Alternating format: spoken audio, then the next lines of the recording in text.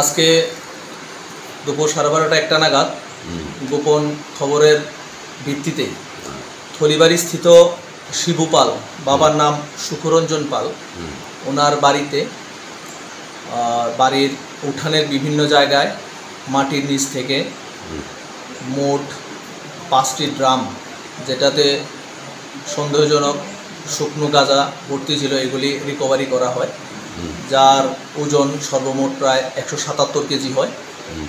ওইগুলি বাজেয়াপ্ত করা হয়, কিন্তু বাড়ির মালিক শিবু পাল বাড়িতে ছিলেন না। আমরা ড্রাম ভর্তি গাঁজাগুলি সিজ করেছি এবং যাত্রাপুর থানায় এই বিষয়ে একটি NDPS ধারায় মামলা রুজু হবে। আর বাড়ির মালিককে খোঁজা হচ্ছে, ওকে আইনের আওতায় নিয়ে আসা।